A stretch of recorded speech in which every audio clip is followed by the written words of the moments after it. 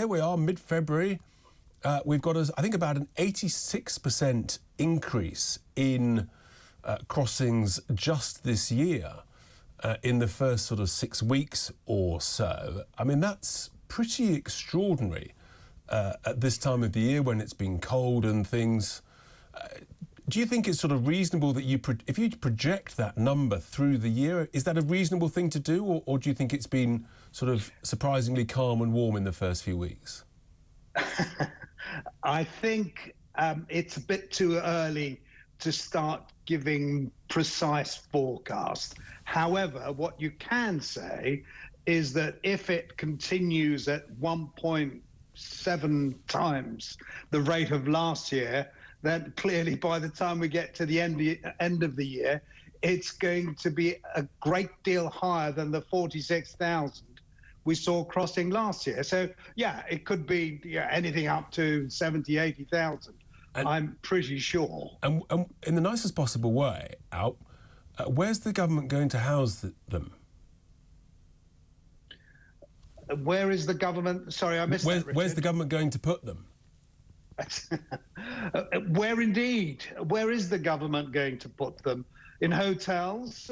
Certainly they won't put them up in disused camps. They won't be putting them up for any length of time at places like Manston. So, yeah, where indeed are they going to put them? They've today suggested that once legislation goes through and once they start looking just at those who can come here legally through various schemes, then they might encourage people to take in families, women, children, but presumably fathers and brothers as well, in homes in the way that they did with the Ukrainians. But I'm not sure how that's going to work.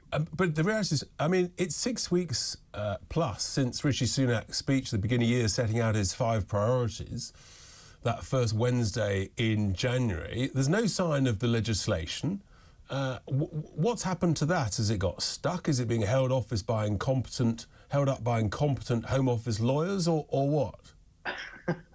Well, I'm certain that they're going to introduce new legislation, and that legislation will certainly improve things, certainly the legal framework in which it operates. But how long is it going to take, for goodness sake? And how watered down is it going to get once it goes through the Lords, apart from anything? So I'm afraid that it's all very well to say we're going to bring in new legislation, bearing in mind that the last lot of legislation that went through was supposed to be a cure-all for our woes. Exactly. In fact,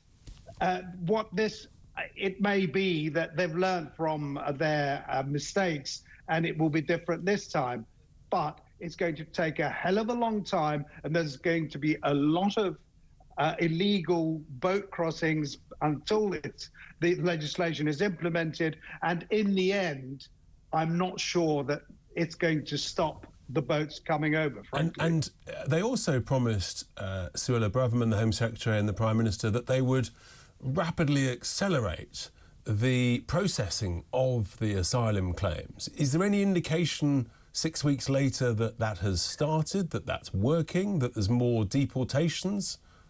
There's certainly no more deportations as far as I can see.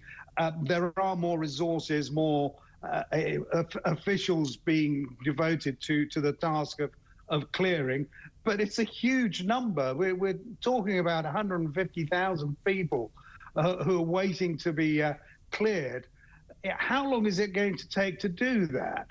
But Richard, can I just please go back to your sermon?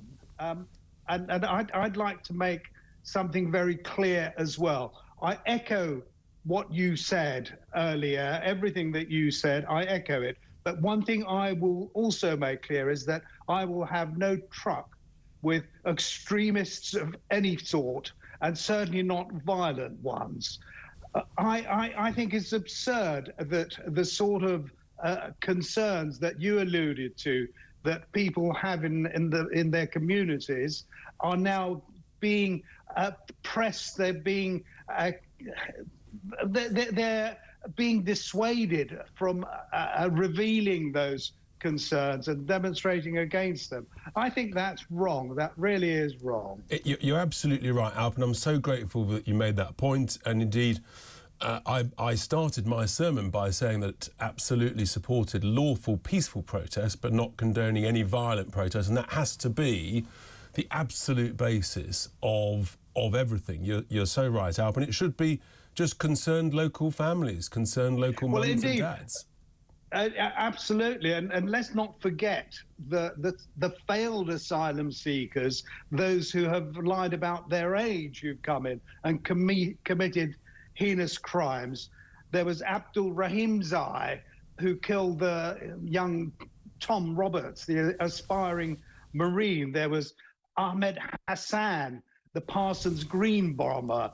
Then there was also the individual who stabbed to death three Reading Park, three innocent young men in Reading Park. That was Khairi Sadala. So that's why people are concerned when those who are coming in without papers, no identification, are suddenly plonked in the midst of communities with young people around. Exactly, that's wrong. And that's why people are concerned. Alp, I'm so grateful for you sharing your thoughts